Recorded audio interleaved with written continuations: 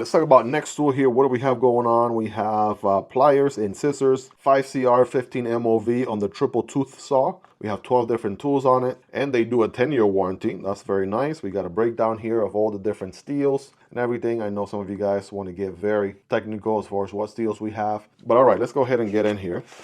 All right, that's one way to unbox something. Upside down, Miguel. Good job. We got some paperwork. We got some silica candy there, and then we have, it actually comes in a dedicated pouch here, which is nice. We got a back strap here if you want to carry it on your belt or what have you. Got Velcro here in the front with the Nextool logo.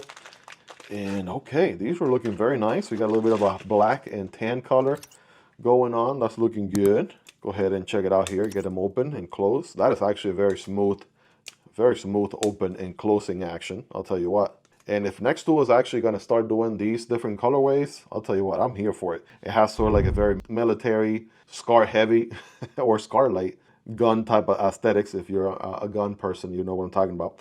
But yeah, this one's got some goodies. We got a pocket clip for starters, right? About that deep carry in the pocket if you want to go that route.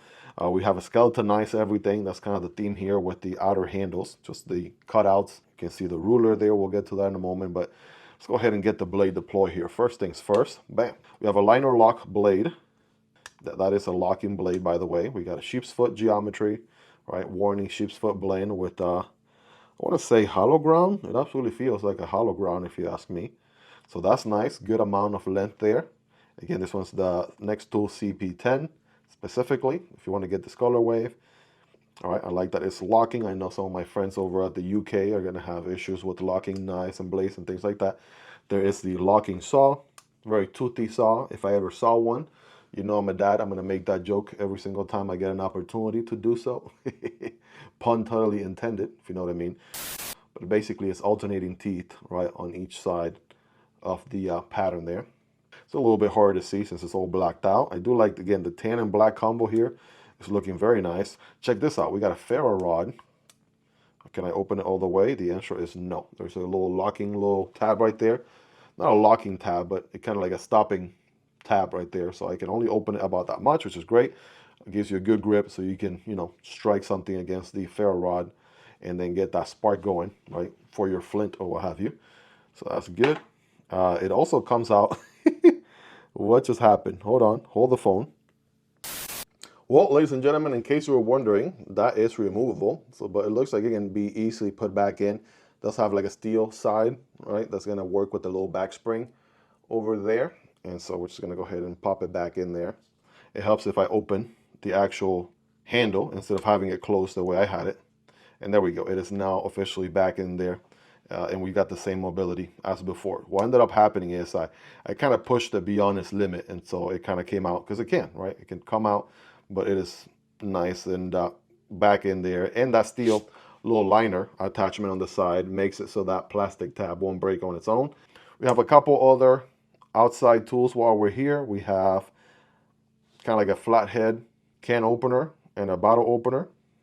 Little combo there with those two. It's interesting. They also call this one a tent stake puller. I've never seen that before on a multi-tool, but I guess it could do that as well. And then on the other side here is where we're going to have the massive scissors. They're going to pull from the handle here with the ruler. And bada bing, bada boom, voila. Check this out. Oh yeah, absolutely. This is a home run right here because it is the kind of scissors that I absolutely like with the micro milling teeth going on there. So you know when you trap material, right, that material is not going anywhere. So that's a good sign. Love to see that. Good size, good chunk of scissors there for sure. I mean, look at the sheer size on that thing. Please don't insert any jokes on there. Thank you. They are going to be spring loaded. So you got some good spring action here, right? Returning back to the open position every single time. So very capable, very comfortable. I think the scissors and the pliers themselves are going to be the highlight of this multi-tool because then bam, we open here and there and bada bing, bada boom, there is the pliers. Now, these are going to be blacked out, which is nice for corrosion resistance and things like that. But something to keep in mind is you do have wire cutters here. They are not going to be the removable type. Typically, you have some multi-tools where you have like a T8 hardware and then you can remove the wire cutters, right? Not the case here. You can do some wire stripping right there in that circular portion.